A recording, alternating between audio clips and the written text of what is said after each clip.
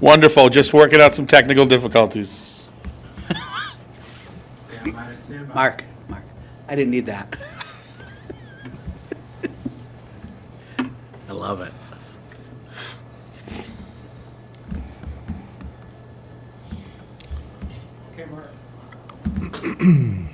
Good evening. This is the uncharacteristically the Tuesday meeting of the Finance Committee. It's March 4th, 2025. It is slightly after 7 p.m. We're at the Public Safety Complex in the training room at 576 Pleasant Street. Our Finance Committee is made up of 7 members. There are 4 present in person at the training room. One is joining us via Zoom. One sent its regrets just recently, and another is in Arizona, if I'm not mistaken. A quorum is 4. I declare we have a quorum, so our meeting is officially open. First order of business was, if ready, in the meeting minutes, we're going to put a hold on and address those I apologize, that's mine. We'll have those for next meeting. next week and not this evening. Another item on our agenda is to review any reserve fund transfer requests, if any. I think it's smart that we include that on our agenda because occasionally they come in late. If it's not on our agenda, we arguably couldn't address them, so we put it on protectively. But there are no reserve fund transfers before us this evening.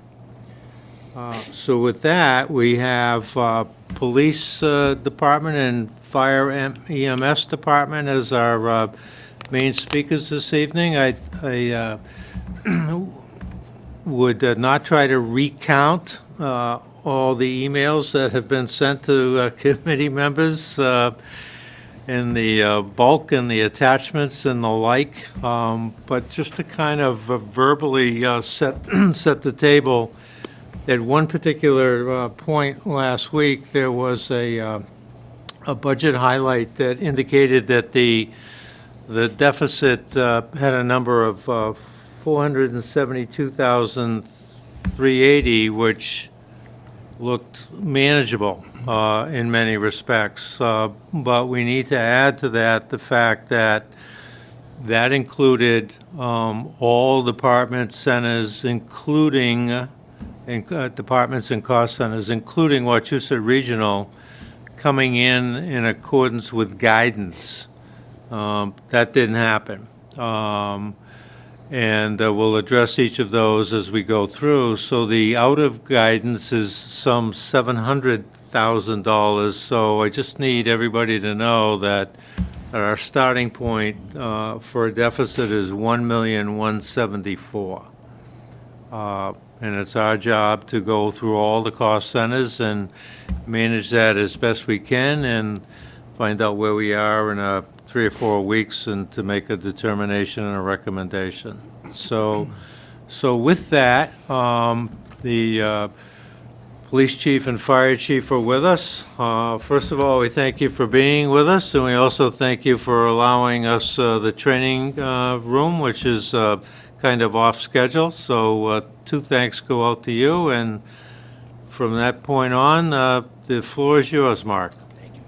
Well, I want to thank you all for inviting me tonight. For the people watching at home, I'm Chief Mark Savasta, and I'm here to present my budget for next year.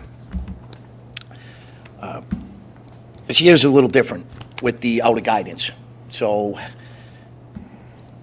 it's going to look like I'm presenting 2 budgets for the people that are looking or watching, but we're not. The total is what the police department's going to need to operate this year. Currently, my wages went from $1,178,000. I added to 2.5% like I was instructed to come up to $1,208,183. 90% of what you see up here is contractual. I don't have much leeway with it. They're contractual obligations. And with that 2.5% that was added, that's still not enough to cover the contractual obligations. That's where the out of guidance comes in. As far as my purchase services and supplies, those are really the only line items that are not contractual, and those went up 2.5%. So I went from $47,924 on my purchase services to $49,122. And supplies went from $40,150 to $44,482. Now, just so you have an idea here, for my purchase services, things that covers is cruiser maintenance, phones and internet that we give to all command staff. That is contractual also. Radio maintenance, computer copier costs, trainer services, which are outside instructors that may come here, or if we go to an outside training. That's included in there, and our body cam.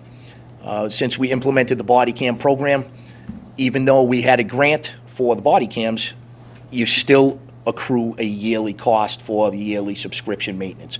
Those are for updates. So that's all included in my purchase services. Under my supply line item, that's vehicle fuel. That covers my the office's uniform allowances. Those are contractual. Each officer gets, with their new contract, $1,300 a year.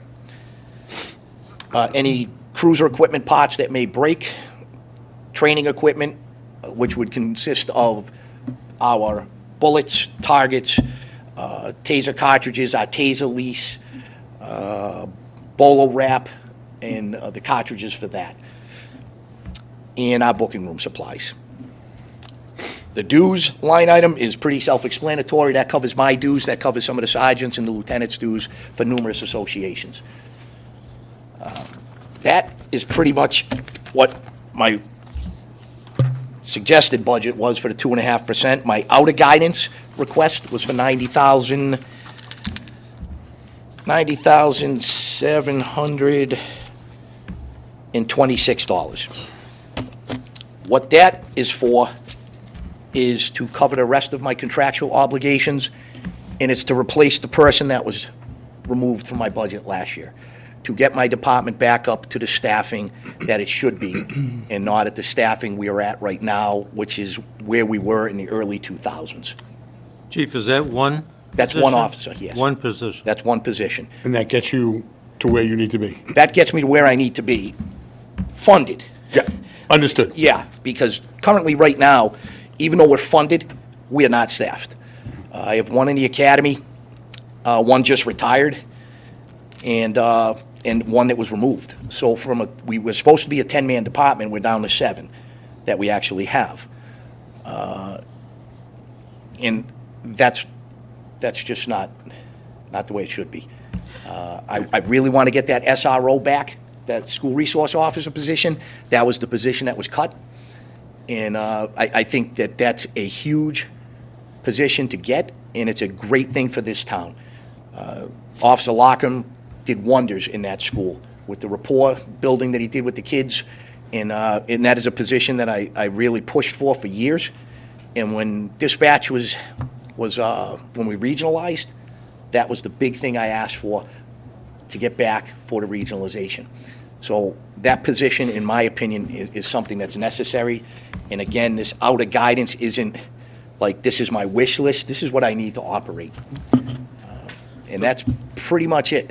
So, Chief, the contractual obligations, I should know this, I don't. There are 2 collective bargaining agreements that are still pending. DPW is one, is police the other? Fire, okay. So yours is not based on a pending collective bargaining agreement.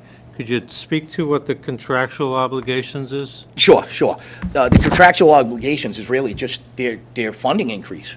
The stuff that was given in their last contract, stipends, their 2.5% increase, their clothing allowance. So there's numerous things that they got in their last contract that equaled more than the 2.5%.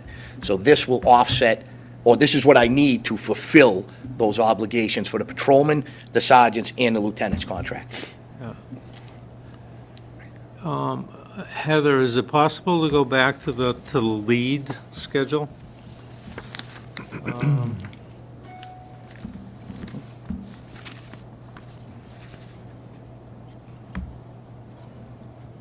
I want to, Chief, I want to Yep. know the lead schedule for the police, where he's got the very first slide that was up there had the request at $1,208,000.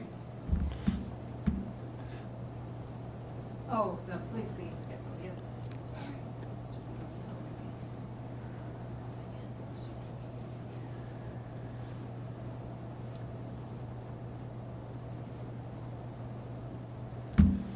So, help me with this presentation, Yep. Chief. Police cruiser lease. Yes. There's no item there, but there could be. So let me try to make a pitch and you backfill. Absolutely. CIPC typically would have their work done by the time we were looking at this, but water main breaks in Mother Nature didn't work well with us, so it's probably going to be put off until next week. Okay. But the police department, yourself making the presentation, has put in an ask for 3 new cruisers. Correct.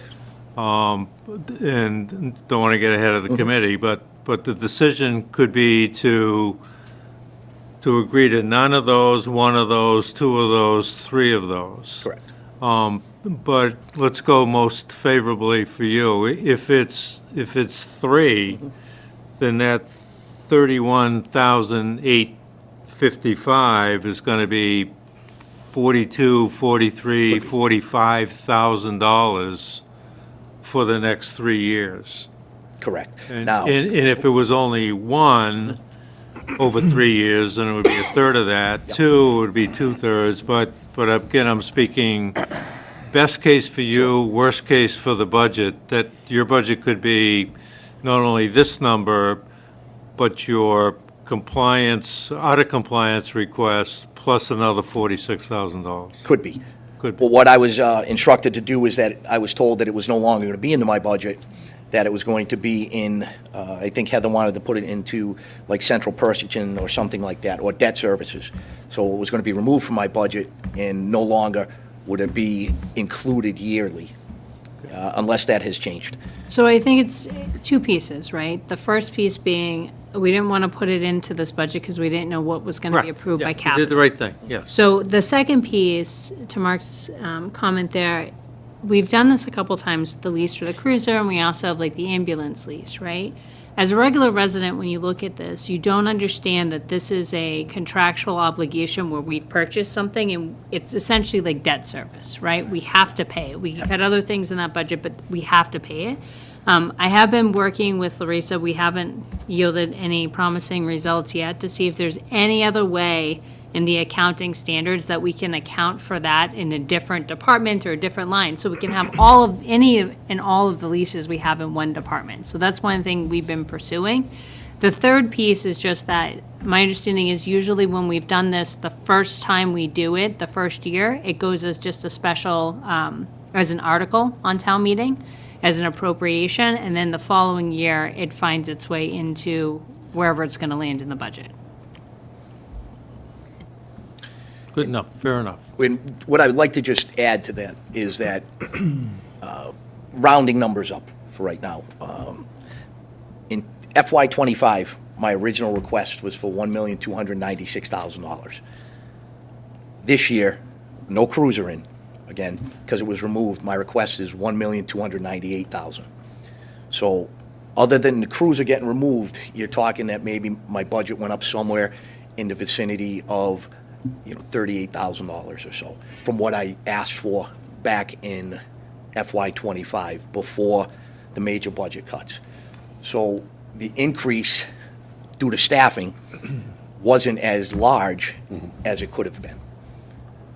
So as much as it is going up, it's a limited amount to what I needed last year compared to what I need this year to operate. And then whatever happens with the cruises, that's out of my control.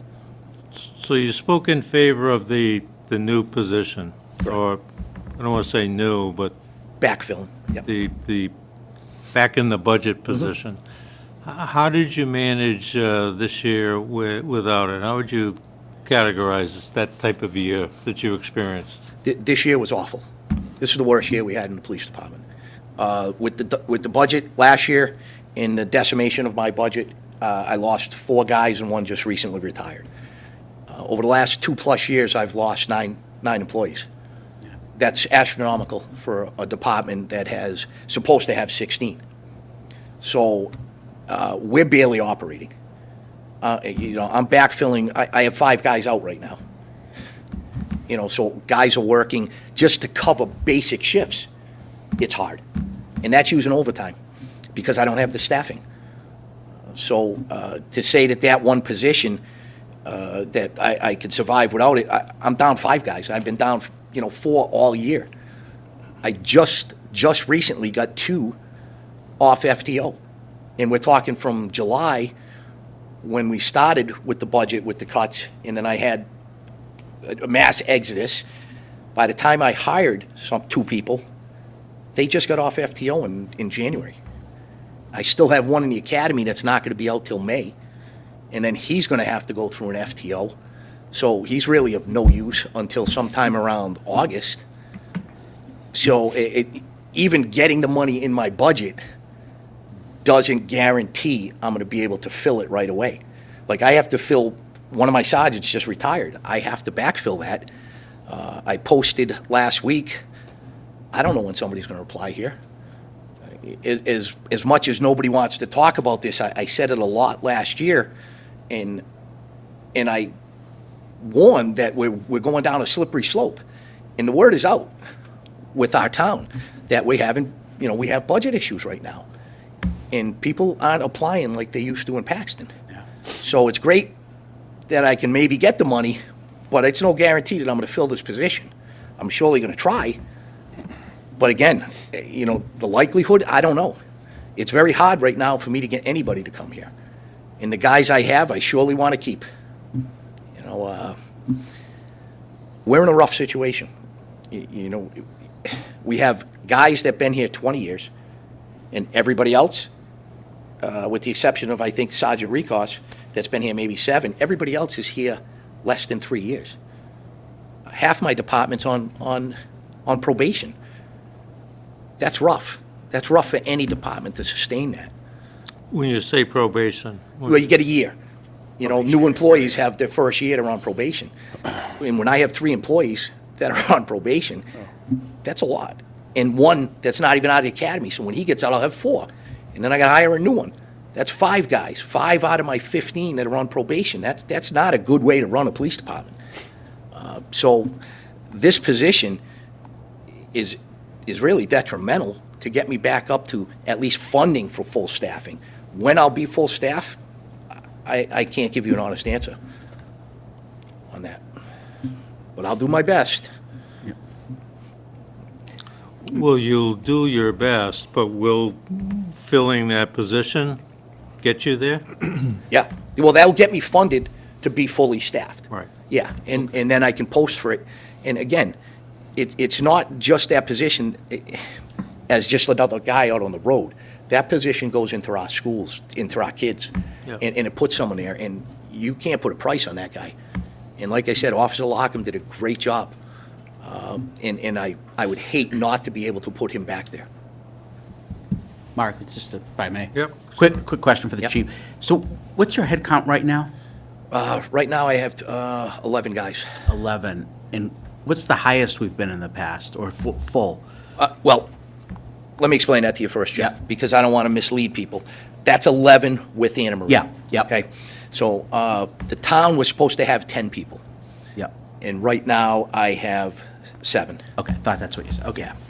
And then I'm short up Anna Maria. So Unit 16 is that your number? That is our number. That's So your number. 10's town paid. Right. 6 is Anna Maria paid. Okay. So not only did we lose a number, we lost a guy last year from cutting our budget, but because of the mass exodus that I had to shift people around because I'm contractually obligated to provide service to the college. And with that, a lot of my seasoned people here had to go work to college because the town signed the contract. I have to make good on that, which meant the payroll went up there.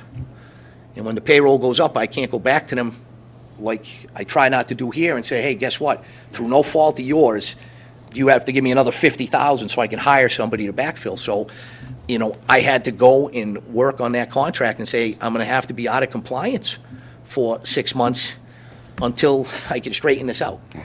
And that's where I'm at now.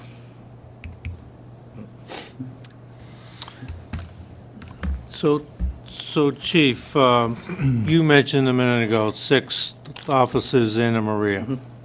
There's an Anna Maria agreement, Yep. grant agreement, I'm going to misspeak what it is. The kind of the model of its kind in the country, if I'm not mistaken. And we're into an agreement now that takes us through June 30th of 2026.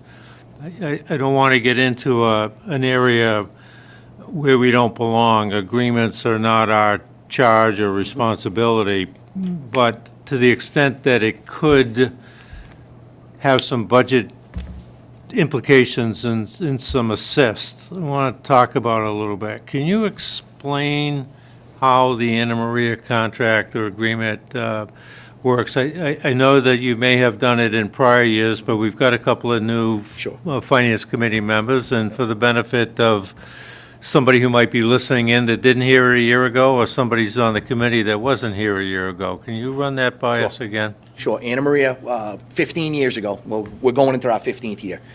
Anna Maria and the town entered into an agreement that the town would pay for, the college would pay for police services from the town. Now, we're going back a while, back in 2008, 2007.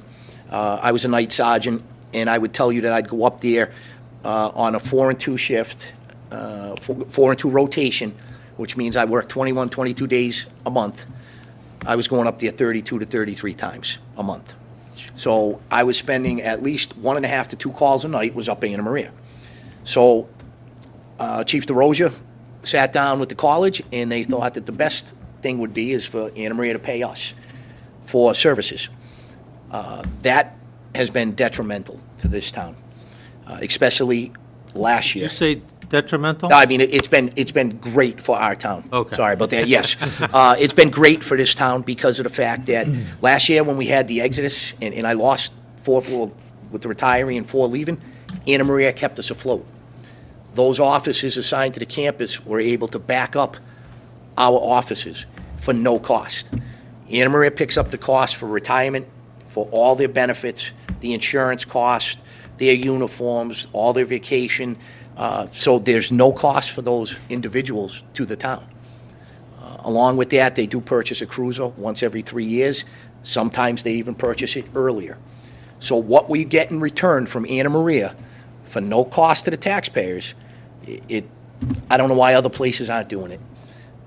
And what it actually did is it allowed us to be on scene at Anna Maria, Paxton police officers, instead of responding up there and trying to handle the situation. So it works out great for both, not only for the town, but it works out great for Anna Maria because they got a professional police department running the safety on their campus. So the agreement is available to anybody who wants to look at it. It's on the town website. Correct. In addition to that, also on the town website, there's I think town accountants drop down, there are reports that are produced, and one of them is a special revenue report that this committee has gone to for the library, fire, all kinds of departments. Under the police, there's an AMC fund, which obviously stands for Anna Maria College. And there's a budget that the agreement produces in, if I'm not mistaken, the one we're in right now, FY '25, it's more than $750,000 that goes through that AMC fund. Okay. Never finds its way to the general fund, never finds its way to the police budget. How does that fund work? how does the money get there, and who approves what to pay out of that particular fund?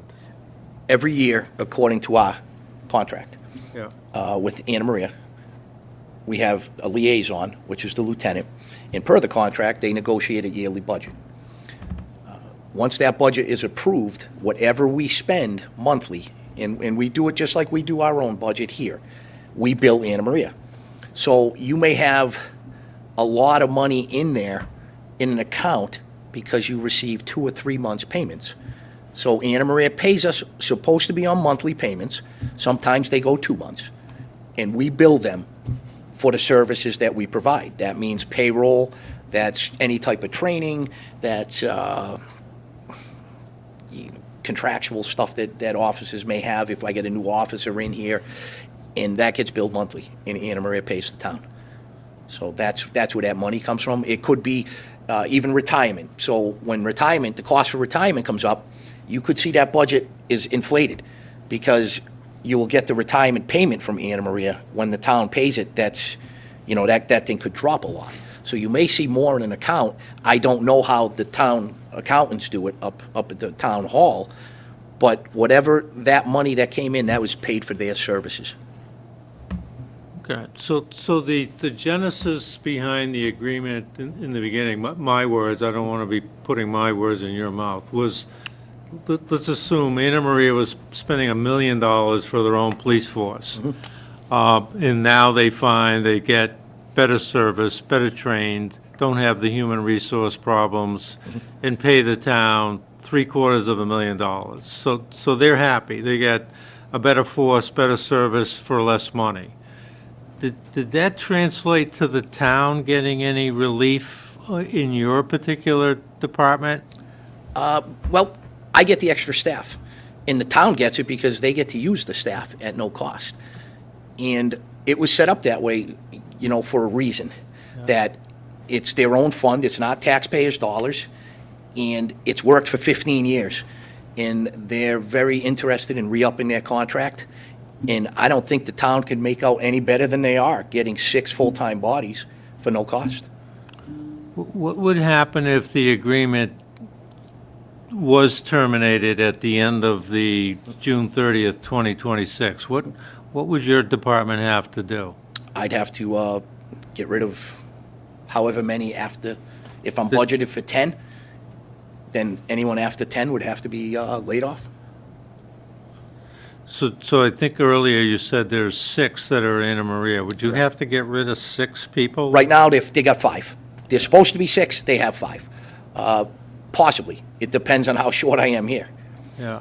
So I can't answer that. If I was full-staffed, yeah. Or the town would have to negotiate whether they want to pick a couple up or whether they want to not, hire anybody. But that was all part of the agreement. That's why they have to give us at least 6 months so we can prepare. But I'm going to tell you right now that last time I talked with the president, they're very, very interested in extending this because it just makes sense. For another 5 years? Yeah. Yeah. Okay. So. Any other questions? None here. No, this is great. I appreciate you laying. this out. I think we asked for this last year to see a little more detail with the Anna Marie stuff, so Yep. that was helpful. Thank you, whoever did that. I'll give you credit unless. But believe me, I went over the Anna Maria thing so many times over the last budget seasons. I sound like a broken record. And So- if I could just say one thing, I think, when we talk about, and we can move on, but the relationship with Anna Maria, it's important to note not just the financial piece, but the kind of auxiliary, I shouldn't be using this term because they're not auxiliary police, but Right. auxiliary benefit that we get out of that agreement, meaning flexibility in staffing, extra coverage if we're running short. Right. So there's more to than Yeah. just the raw financial piece. Yes, very that much I- so. Plus, you're not dragging your guys up there for every, Well, They're already right, there. right. like you said, how much time did you spend up Right. there when you were the? Yeah, well, I was off the road. Yeah. And now I'm up there, now I can't patrol the town. So you take an officer off the road, you send him to Anna Maria twice a night. Each call is gonna take anywhere from 15 minutes to a couple hours. There's no one, nobody patrolling our town. I'm really curious to know what those 30 calls were every month up there. No, that's okay. You could only imagine. You didn't wanna know. imagine You don't want to know. Yeah, Just kidding, Mark. Yeah, the police log hasn't been the same since you had the yeah, agreement. yeah. And please don't pay attention to that police log, because Yeah, I know. they put in there what's comical, not what really happens. So picking up on Jeff's comment, the agreement speaks to an internship. They have a criminal justice program. Is your department benefiting from any of that?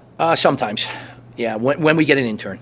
Yeah. So if we get an intern, they give us, they'll give us a free class to an officer that's going. Sometimes we get 2 interns a semester, sometimes we don't get any. Yeah. You know, in the past, years and years ago, we used to get quite a bit. That has dwindled down, because now there's more agencies that are offering internships, so they spread them out. They also offer their facilities for training. Have you ever utilized their facility? We've done some active shooter trainings up there, because it's just the college, Yeah. and that's where we want to train. And we've hosted, like the Mass Chiefs of Police meetings and stuff like that. They're very open for us. If we need something, they're more than willing to help us out. So it's, like I said, other than the employees, it's just building the rapport. And we have a great relationship. I work very closely with Mary Lou. We have a great working relationship. I hope she doesn't retire this year. But, that speaks volumes, because they're not even interested in looking elsewhere for service. Any further questions? None here, thanks. No, sir. Okay, Thank you, Chief. thank you. Thank you. Yep, have a good night. Chief, you're up sooner than I thought you might be. That's okay. Got some late reading for you guys too. Oh, boy. Every year he ups his game. Do we get to take these home? Yeah. Oh, great. Please, because I'm not going over everything that's in there. I told Mark I'd keep it short. Thank you. That's everything you need to know. Kind of spent. Some of them are upside down. I got double this in emails today. Huh? What kind of budget do you have that you can afford this? That's gift money right there. They go upside down at about page 12. Yeah, I gotta escape. Like it. All right. Can I request a recess? Is that the, No, take it home. This is great. Any questions, reach out to me. Or, through Mark to me, and I will answer your questions, because there's a lot. This is great. Thank you for this. yeah, this is really good. So where, Mike, is this, so we're not the only beneficiary of this? I will get it scanned over to Heather, and we'll get it out to you, whoever needs to get it, to tomorrow, and I'll email it to you guys in a little while. So, thank you for coming out tonight on a Tuesday. Actually, Heather, can I see that book? I got something I want to state before I start this presentation. I couldn't memorize it all, so there is a couple upside-down pages in here. Yeah, Sorry. No worries, we'll get it. that's all right. I'll fix it. So, good evening, and thank you again, Finance Committee members, the general public that are watching, Select Board members, and Heather, our Town Administrator. I want to emphasize on the budget for the Paxton Fire Department this year. And the Paxton Fire Department, we're a vital service and infrastructure for the citizens of the town of Paxton. We're not a business, and our operations cannot be managed as such. The Paxton Fire Department is and will always be accountable to the public by ensuring transparency and equitable service delivery. This accountability is a fundamental aspect of public infrastructure, distinguishing it from a business. Fire departments, unlike businesses, are not profit-driven entities. Our primary mission is to ensure the safety and well-being of our community. Running a fire department, like running a business, would undermine our ability to provide essential services, as our focus must remain on public safety rather than financial gain. Under Massachusetts general law, specifically Chapter 111C, fire departments in the Commonwealth are permitted to bill for EMS services, and we'll discuss this in a little bit. And this is designed to recoup some of the expenses associated with emergency medical service delivery. This helps to offset the cost of EMS delivery, but also but does not and will not cover the full extent of our operational needs. Our EMS employees double as firefighters, and these dual-role employees enhance the efficiency, flexibility, and overall effectiveness of emergency services in small towns like Paxton. This ensures that the community receives high-quality, timely responses to a wide range of emergencies. Our approach to these emergencies must be proactive, focusing on prevention, education, and preparedness to mitigate risks before they escalate into emergencies. We respond to a wide range of calls, including fires, alarms, gas leaks, carbon monoxide incidents, medical emergencies, hazardous material incidents, motor vehicle accidents, and natural disasters. Additionally, we provide critical services such as emergency management, which involve hazard and risk assessments, planning, preparation, coordinating resources, and responding to and for large-scale emergencies to ensure our community's resilience. Unfortunately, the budget cuts from last year have significantly impacted our operations. We are increasingly reliant on mutual aid from neighboring towns and are experiencing staffing shortages at levels we have never seen before. While mutual aid is a valuable resource for handling large-scale emergencies, increasing reliance on it for routine operations can lead to delays, straining resources, and lead to coordination challenges and increased costs for other communities in our community. It is essential for communities to invest in their own emergency services to maintain a high level of preparedness and self-sufficiency. These challenges hinder our ability to respond effectively and maintain the standard of service our taxpayers expect.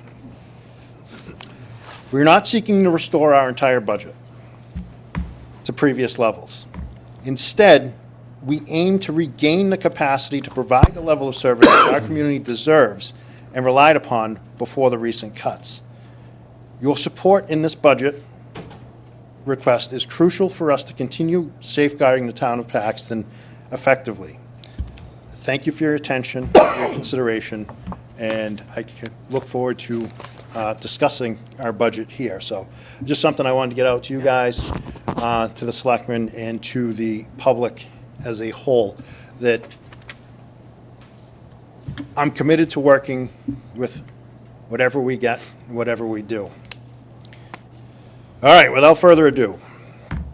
So my presentation outline tonight, we'll go over the 25 budget, we'll recap it real quick, EMS data and revenue, and our 26 proposed budget. I'd like to keep this capped, so bear with me as I go through. Any questions, I'll answer as we go, or if you want to wait till the end, that's fine too.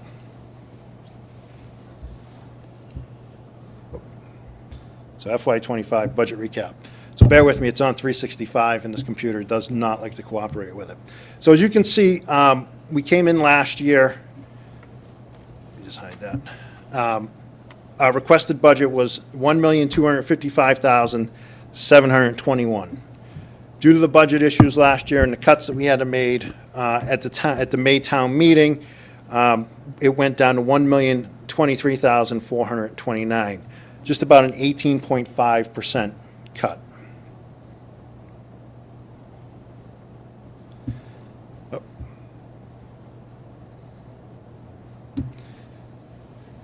Throughout the months that followed the May town meeting, we used EMS revenue for restoration. So the budget partially restored after the town meeting using ambulance receipts, EMS revenue. And, you know, kind of where did it go here? So at the May town meeting, we appropriated $61,000 to replace cardiac monitor and Lucas devices. $400,000 was initially budgeted on ambulance receipts for appropriation, and it was up from $310,000 in FY23 and $350,000 to $400,000 in FY24. In June, we approved an additional $100,000 at a special town meeting to restore 2 full-time firefighter positions that were expected to be laid off in September. And then again in August, we went back. I'm sure everybody remembers our fun summer that we all spent together. And we were able to restore $82,400 back to the budget using ambulance receipts. $54,000 of that went to the fire department, and the breakdown was $3,300 to restore some on-call wages, $17,000 to restore the fire admin, who was expected to be laid off in September, and $4,500 back in the EMS supplies. $17,900 went to the police department at that meeting, and $10,000 went to the DPW for their equipment maintenance. So Mike, before you go off Yep. can you go back to that screen? You might have understated the 100,000. That was actually you as chief, but maybe in consultation with others, but you as chief stepping forward and doing that. That was following 2 failed overrides. And that's when we needed to implement some significant cuts, which would have been worse had that 100,000 not come forward. And then, of course, some stabilization funds were used as well. So typically, you've given the 400,000 up from 350, up from 310 years prior, so this was a huge year to dip into ambulance receipt funds, so kudos and thank you for doing that. We're going to do what we're going to do. Can we count on 400,000 this year in the We in the count on budget? 400, yeah. All right, it's in the revenue, Right so on the table there, very it's good. now in stone, so thank That's you. it. Yep. Mike, if you have, you might have a slide that addresses this, if you do, but what was the impact of having to do it? Do you have a slide? I do have a slide. Okay, I'll wait till you get to that. Oh, getting ahead of me, that's all right, though. If I can move the slide. So you can see after the adjustments for FY '25, our final budget was $1,194,929, and a reduced amount of $62,000 where we needed to be, or 4.9%. The effects of the remaining reductions, and, I don't want to open old wounds and that kind of stuff, but I just kind of want to make everybody aware where we're still at. It required us to establish a modified response plan to achieve the cost savings. So instead of waiting for the trucks to be full with 4 firefighters, we had to start sending the 2 on-duty firefighters when they're here, not on an ambulance call, out on calls right away. So we had to modify the way dispatch dispatched our calls, sending 2 rather than 4. This causes a delay in response for additional personnel. So you can imagine the first week out of the door on July 1st, we had a car fire, and we had to get out with 2, and then retone again once we determined it was a car fire next to a barn, and get the other truck. So it was a bit of a delay, losing the car, and luckily not doing much more damage to the barn. It also puts us in a spot, like I said in my opening statement, that we rely more heavily on mutual aid. We talked about the college a little while ago. There are 4 dorm buildings up there with at least 50 students in each dorm building. When we get an alarm up there, that becomes a high hazard occupancy for us, because it's a lot of bodies we have to get out quickly and or search for. So it's made us rely heavily on what we call automatic aid. And so the first truck out the door here is followed by a ladder truck from Holden and an engine from Rutland. Just about every time there's a general alarm in the dorm buildings. So it does put a strain on that system. So we're not in Rutland, there's 4 on duty, and that's about it. And that 4 are coming in an engine. And there's been times where they've been on ambulance calls simultaneously, and we haven't gotten the engine from Rutland. Same with Holden. So it puts a strain on all 3 towns. A reduced available training for department personnel results in a reduced safety and effectiveness of responses. One of the hits that we took this year was we were training around 4 to 6 times per month. We've had to scale it back, and at this rate, we'll probably have to stop training come April until July 1st. Part of that training is regular driver training, regular pump training, search and rescue, and even SCBA training. This results in reduced compliance with FPA standards and then also our ISO rating. So every 5 years, 2025 being our 5th year, we have to report to the Insurance Standards Office. And part of that rating is hours of training. And I'll discuss that in a few.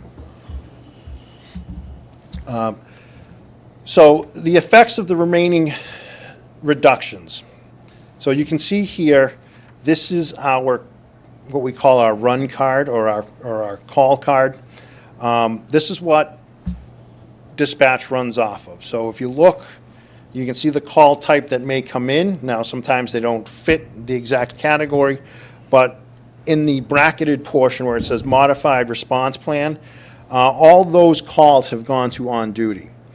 Now, some of them can be minor, and some aren't. So it can, when the crew gets there and they have to upgrade the call, it can usually be a delay of sometimes up to 10 minutes before their backup shows up. And then below in the darker blue, that's where we've switched to a more automatic aid scenario. So automatic fire alarms, central station, water flow alarms at the high risk, high life safety risk occupancies such as Anna Maria or the Hills and even Paxton Center School when it's in session. Chimney fires, odor of gas in a structure, smoke in a structure or building, structure fires obviously, and then the all calls are for mutual aid.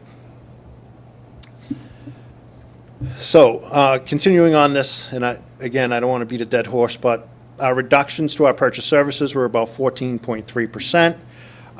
Some of the things that we were unable to complete this year, we were unable to complete our hose testing, which is also an ISO requirement, and it's a safety requirement. We got to make sure the hose is going to hold water and the pressure. We do this with a vendor. It makes sense. The third-party vendor comes in, they give us a full report, they test it right, this is their only job, and repack it, and they pull the bad hose out of service. This normally costs us about $5,000 a year. We get a wonderful report that we can then submit to the Insurance Standards Office and help our ISO ratings. So we had to do it in-house. We haven't had to do it in-house with our own people for about 10 years. And what happens with that is when we have to do it in-house, we have to rely on the on-duty crew, maybe 2 or 3. And if they get a call and we have 1,000 feet of 4-inch hose laid out in the parking lot, that could be there all day by the time they get back. The other thing is, well, it's horrible to repack 1,000 feet of 4-inch hose with 2 people. Sometimes this requires overtime because we can't get it all in the first shift, or we have to do it at night, taking away from a valuable training. And that's why when we hire someone, they come in one day and it's done. And each truck carries at a minimum 1,200 feet of 4-inch hose, and at a minimum about 1,000 feet of what we call hand lines, which are 2.5-inch lines and lower. So that also happens to reduce our compliance with NFPA. Excuse me. Purchase services took another 14.3% cut. We were unable to get our annual gear cleaning. Now, we have a washer, extractor, and a dryer.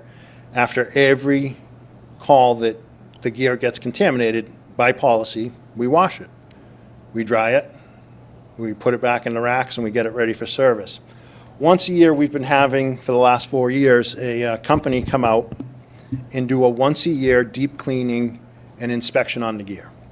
What this does is it ensures that we're taking care of the gear right. Any defects, any rips, tears, minor defects are caught right away and repaired. And it also gets, our washer extractors are really just big washing machines. It doesn't clean the gear thoroughly, so the once a year, they scrub it by hand. They have special machines that take care of it. It comes in a big truck, and then they take all the wastewater and they have it tested. And they give us a report at the end, a nice few-page report, In that report, it tells us what chemicals are found in the gear. So if anybody happens to be diagnosed with a specific disease or a cancer later on tied to one of these chemicals, we know where it came from. And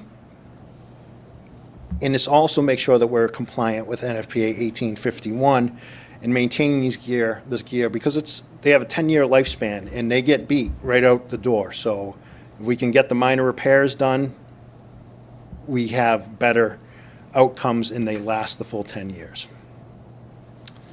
Equipment, we reduced that by 66.7%, and we'll discuss this in a little bit as well, but this is to replace the gear. We were on a schedule to replace sets of gear every year. At one point, it was up, just before I took over as chief, I think it was up to like 10 sets of gear a year. We had replaced just about every set of gear at that point. We are now 5 years in from that $35,000 that we had in there, and we're starting to come up on our gear hitting that lifespan. So we need to get back to somewhat of a schedule and replacing a few sets every year. We don't need to do 10 a year. That's not what we need to do, but a few each year would be good. And so to recap, this is what we've expended to date. So out of the 1.1 million, we've expended about 769,000. We are actually right on target where we should be this year. Don't know how.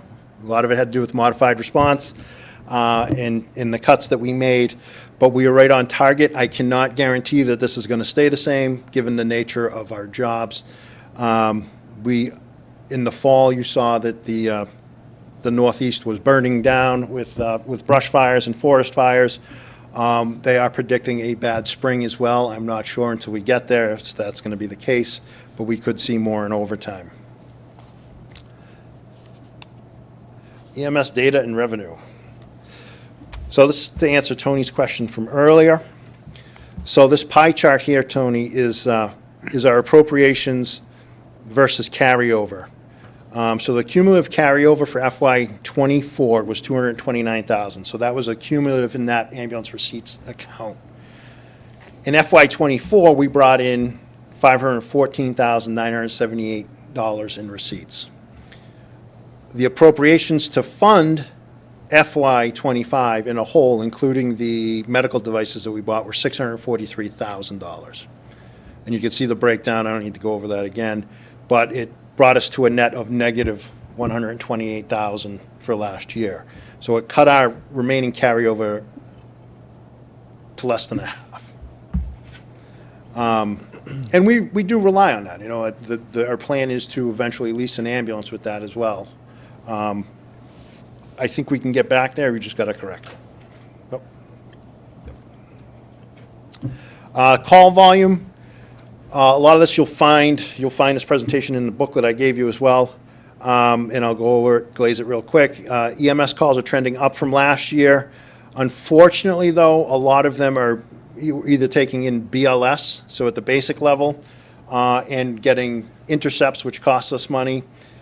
So because of our staffing challenges, we're down to 2 full-time paramedics. We usually run 4 to cover 24/7. We have not replaced the 2 that have left. We have 1 basic that is in medic school. Hopefully she'll have it by May to replace one of those, and then we're still waiting on another position that is currently open right now and will be posted probably tomorrow. So we are trending back up, and my prediction is about 910 to close the year on EMS.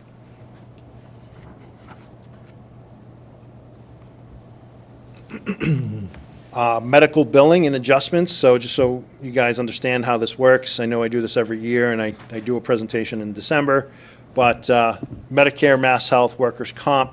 So our billed rate for ALS2 is $1,450. That's not including mileage.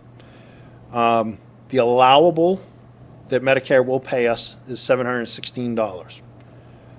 Payment 1, right, or the first payer, Medicare, is $606.69, and then the secondary payer, maybe Blue Cross, MedX, that will give us $109. You don't want to know what the mileage is. Mileage is like $8 per mile. We charge 50. Mass Health, it's even less. That's Medicaid. They give us $299, and that's it. Workers' comp, similar to these, by Mass General Law, they can set their rate, $396.86, and no secondary payer on that. Mike, who determines the bill amount of $14.50? The $14.50, the town. So we can definitely up that. For a while, I believe they were upping it 3%.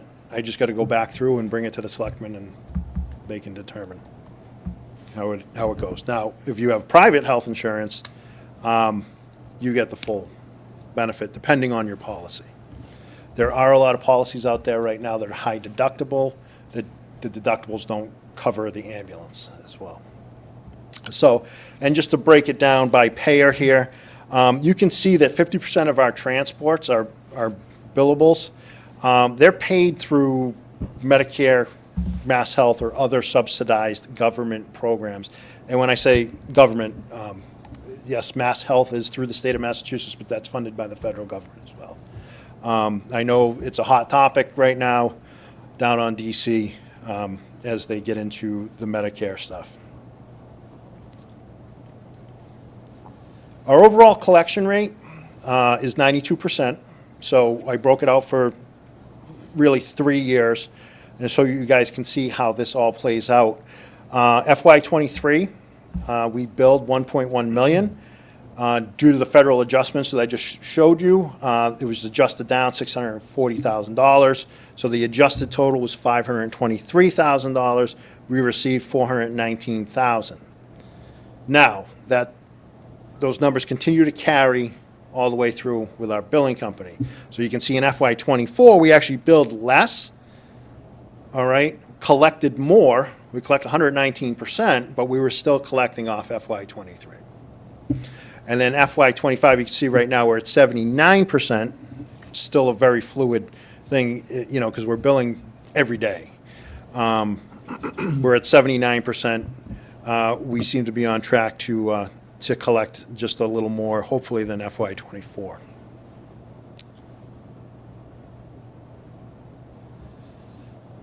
All right, the whole reason we're here tonight. FY26 budget and the overview of requests. So, as you can see, starting out, the in guidance, we're at 2.49%. Now, I know there was a question earlier about the contracts being open. Yes, we're still currently negotiating the union contract with the firefighters.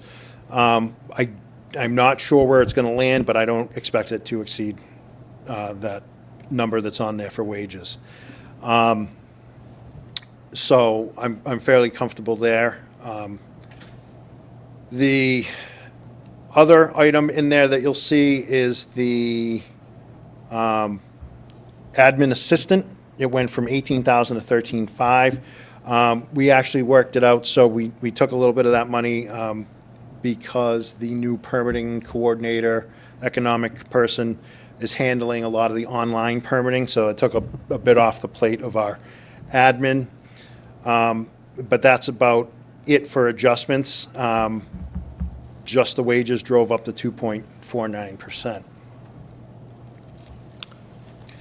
Mike, on that last Yep. schedule, the third column in from the right is according to the compliance that we put out, 2.5%, and it's 2.49. Yep. And I use air quotes, but you're only asking for out of compliance of 49,500. Yep. Where does that get you? Because that's a modest request for out of compliance, but are you 80% whole, 90% whole, 50% whole, 100% whole? That'll get me to about 90% whole. To where we really should have been in FY '26, so that'll put us back to last year's level, plus a small increase that would have been FY '26. Yep. That covered the person that you're looking to hire? Yeah, oh yeah, that's already built, oh yeah. That's not a new addition, it's just, It's just an open position? it's an open Okay. position, yep. It's one of the ones that left right after, so, Understood. yep. Are you going to get into the detail of the 49.5? Yep. Okay. So the out of guidance items, we just started discussing this, the 5104, the wages, we're looking to restore $20,000 on this. That will help us to bring back a couple of call people that we couldn't hire again and restore the training that we had to cut out of the budget. Like I mentioned before, there's ISO is looking for a minimum of 20 hours per person of training per month. We will never get to that. That's like Cambridge level numbers, but the more training we get back per month, the better performing firefighters will have. And we won't hopefully have to shut it down at the end of the year, next year. Our purchase services, we're looking to restore 10,000 back to that, and that was for the gear cleaning and the SCBA decontamination that we discussed, and 5,000 for our annual hose testing. 5,400. This is 4,500 is what we need to put back into our medical supplies or our supplies line item. I would have loved to put a little more into it last year. With the prices of medical supplies and equipment just going through the roof. I don't know, the hurricane that hit North Carolina over the fall, washed away an IV factory, drove the prices of IVs up. Really? IV fluid, yeah. So we've been struggling since COVID because, everybody needs medical supplies and, why not charge a little more for them, right? So that's something we'd like to see back in there. And then 5,800 would give us $15,000 back in equipment. This would hopefully replace 3 sets of turnout gear. I'm hoping 5,000 is going to do it because the gear we buy actually comes from Canada. So fingers crossed that it stays around 5,000. So every year we've had to cut that. We've been cutting that budget every year. Unfortunately, we had to make the bigger cut last year. Questions on that? All right. So FY '26 budget, and just to kind of break down is where we see this. Our EMS revenue is obviously intended to offset the cost of full-time paramedics for ALS level service, with the remaining funds to purchase needed equipment, hopefully an ambulance. Our base paramedic salary, all combined, is about $337,000. Our budget currently includes $400,000 in EMS revenue. So this year, FY '26, the taxpayer funds essentially would be $824,000, $704 in guidance, $874,204 out of guidance. So you can see the breakdown over the years as to how much EMS is paid for the department as a whole, with this year currently being the biggest year that I've ever seen at almost 50%. Questions? I have 2 quick questions. Is there, sorry if I missed this, is there a cost associated with mutual aid? Like, It depends on what the mutual aid is. So if we're running a BLS level ambulance and the patient needs an ALS intervention, IVs, meds, Yep. advanced airway, a cardiac monitor, there is a cost per intercept. So if we have to call, say, Leicester in for a paramedic, we'll get charged. Now, each service is a little different. Leicester's $250. That's what we charge to intercept. Rutland is $475, and Holden is $400. So, I'm sorry, I just couldn't look at myself anymore in Capitol Hill. Thank you for taking that. The weather looked great in that photo. Oh, yeah, it was, that was 2 weeks ago. It was wonderful. 6 inches of snow shut the city down. Our phones were blowing up with that. So that does add up. So if we have to call ALS 100 times, that could be a Right. $25,000 bill. And is there another side of that, that we're with less ALS crews, are we losing out on We are. So revenue that- on the other side of that? Yeah, so that 1450, so I'm sorry I didn't include the actual rates in there, but that 1450 was for an ALS call. Our BLS call rate, I think, is around 1100. So if we, we can bill, so if we pick up a Leicester paramedic, we can bill the 1450. Right. But we have to pay Leicester the remainder, if that makes sense to you. And then if we're just bringing in a BLS patient, broken arm that doesn't need meds, several different calls, abdominal pain, that kind of stuff, we can bill I think it's 1150, yeah, or 1250, yeah. So it is less. If we do more BLS calls, we're getting less money than if we do ALS calls. So. Chief, just a quick question on your staffing level. Yep. Where are you historically? Are you at staff, short-staffed? So historically, the department's been at a full complement at 40 people. So 30 call firefighters, Yep, 9 full-time firefighters, yep. and myself, 40 personnel. So right now, we're at 31, including myself, so 30 staff members. So we're at 20 call members and 9 full-time, well, I'm sorry, I take that back, 8 full-time right now. We're down 1 full-time paramedic, well, 2 full-time paramedics, but one's in that spot as a basic because she'll be a paramedic soon, yeah. So from the full-time staff, you're down how many? 1 and a half, Oh, really. one and, Yeah. okay. Yep, yep. Yep. So we're still down call staff too. in that. Is that due to, Well, we had to lay off 12 Right. last year. Right. We've been able to get back with that, the restoration of 33,000. I think we brought back 5. So we're still down 7. Some don't want to come back. Some have moved on.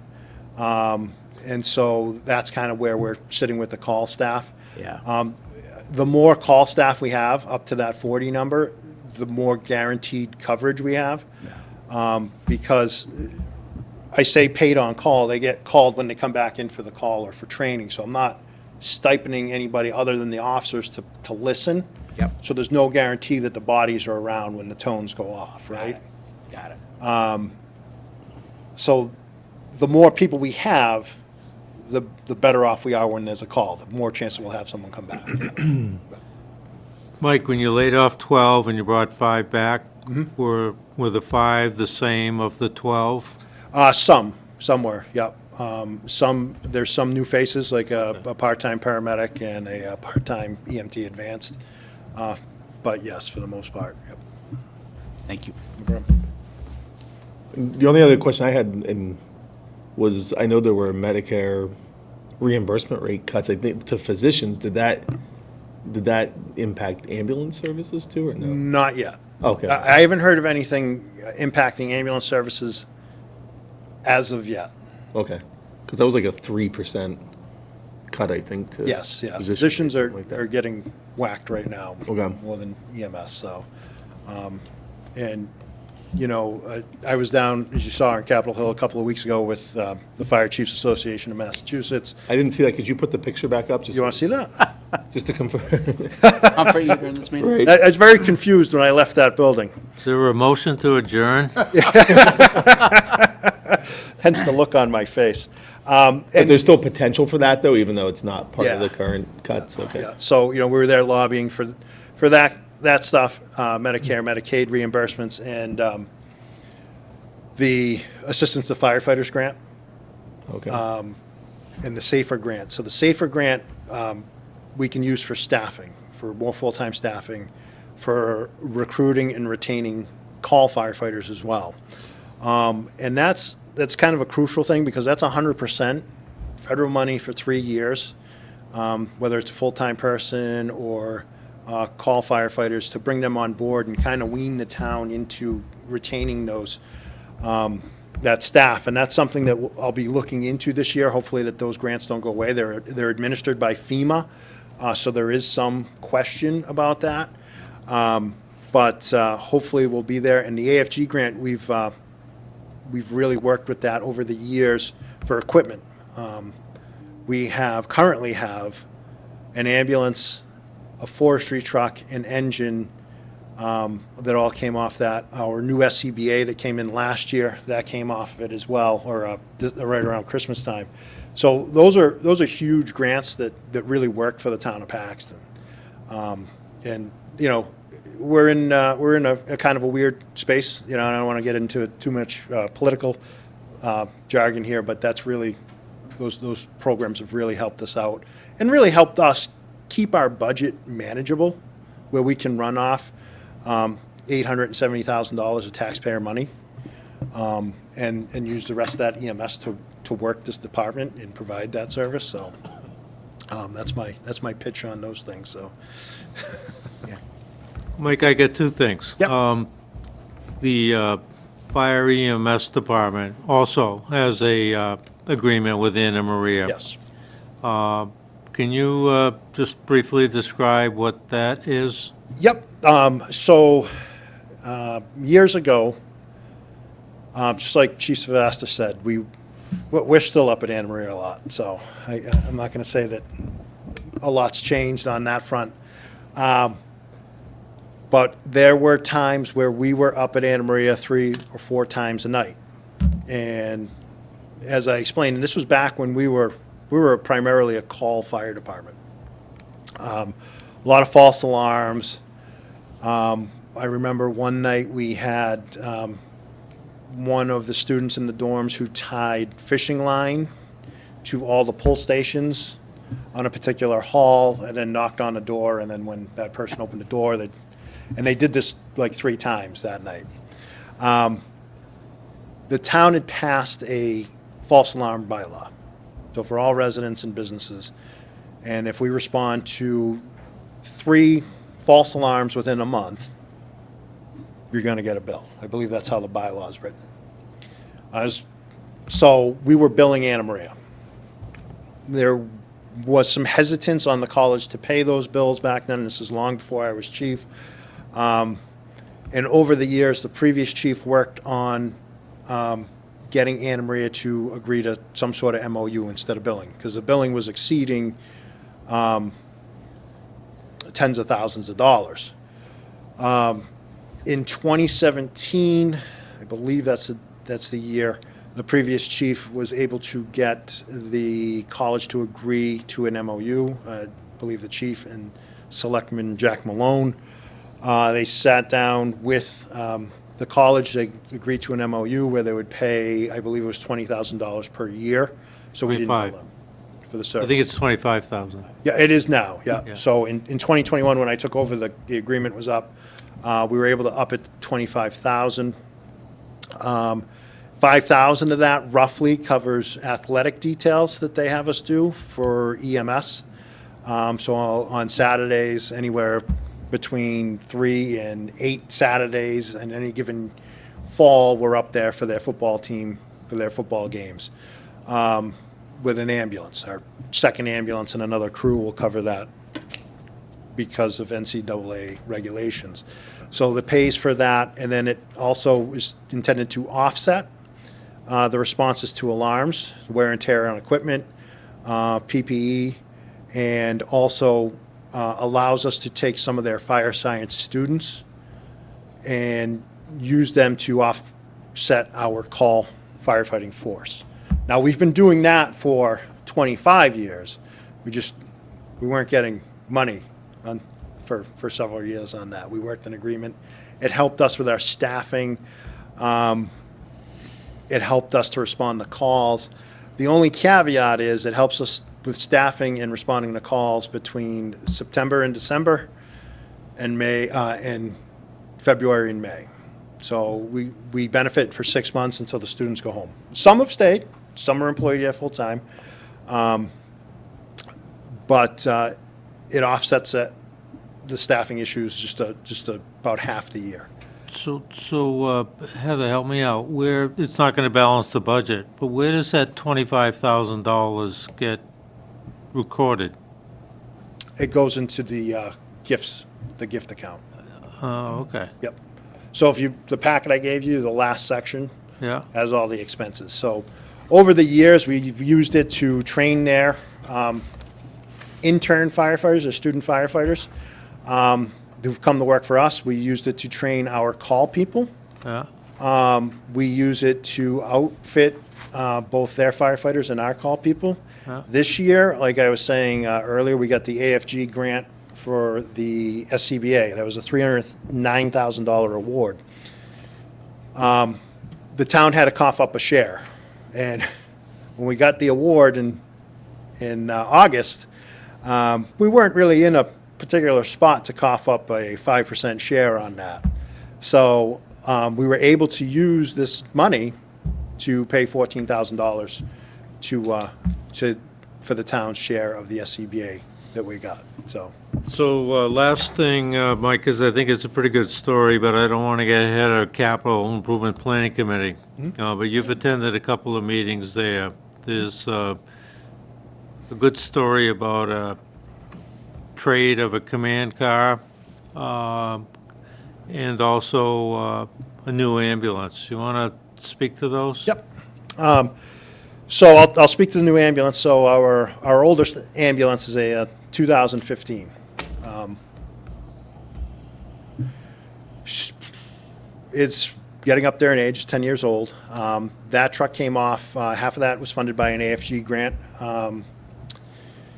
So due to the mechanical issues and the overall age of the truck, we're looking to replace it. So this year, we're hoping to get it on the town warrant so we can lease a new ambulance. Unfortunately, with the new ambulances, it's about a 3-year build right now.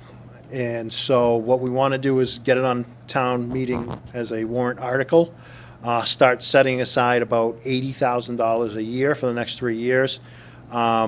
And then when we take delivery of the ambulance, we've already funded 3 years of it. And then that will come out of EMS receipts.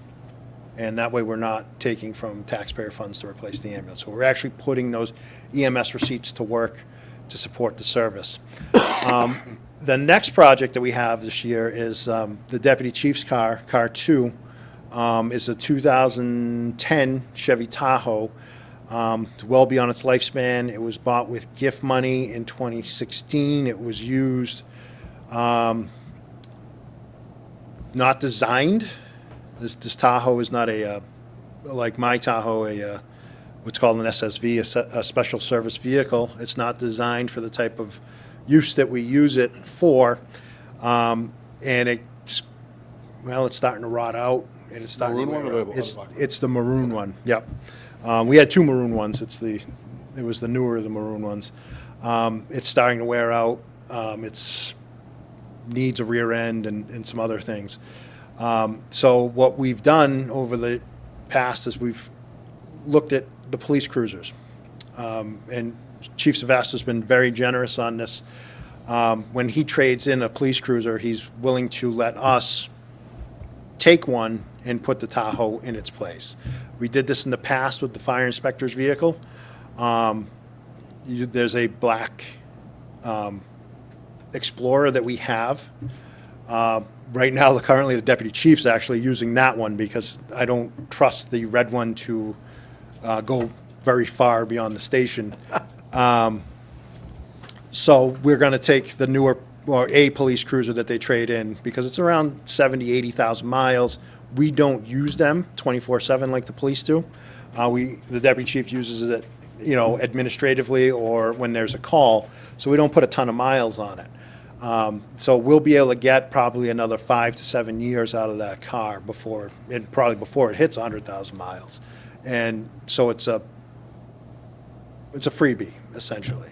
So you get a new command car by swapping out with the police department on the trade-in. Yep. Essentially, no cost, other than now we have a red command car to trade in with the other 2 black police cruisers, Yep. if that's the route we go. And the other thing I want to underscore, that the proactive stance that you're taking on the ambulance. It has to go to town meeting because it's going to use ambulance receipts funds. Yep. So it's not a budget item per se, and it's not a debt service requirement per se. Two good stories, I think. Yep. So, Good. Yeah. Thank you. Thank you. I see everybody's still awake. Good things, good things, good things. Any other questions of the chief? None here. Nope. All right. All right, thank you. Thank you. Thank you, chief. Yeah. Thank you.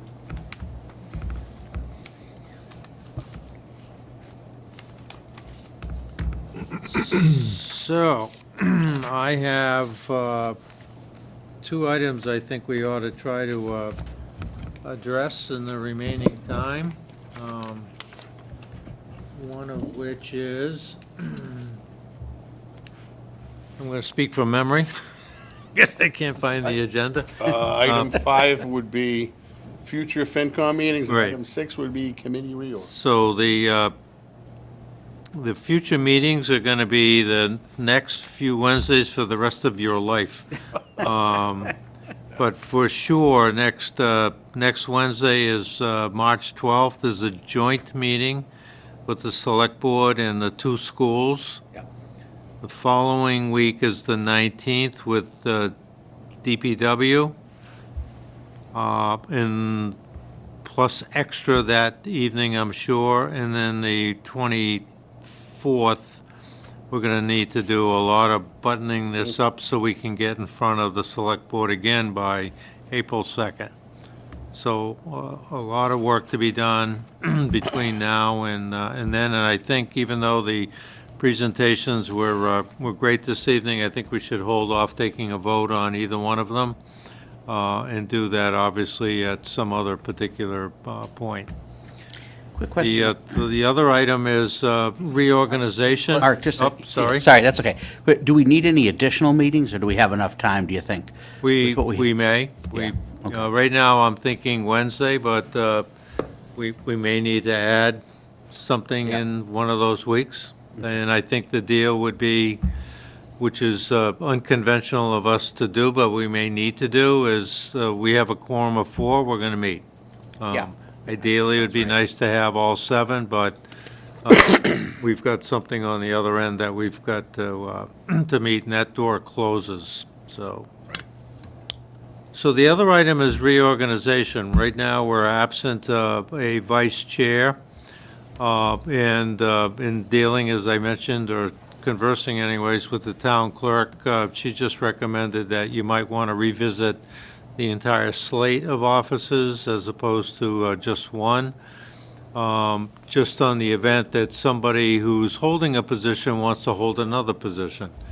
And then it gets complicated in terms of resignations and the like. So with her good advice, I'm suggesting that we take a second stab at reorganizing our department through June 30th, when we're going to need to do it again, following, I think, 30 days after the annual town meeting. But just for the remainder of now and June 30th, which would be annual meetings and the like, so that we would have a full slate of offices, which currently we have a void. So the offices we're looking to speak to are chair, vice chair, and clerk. So with that, I would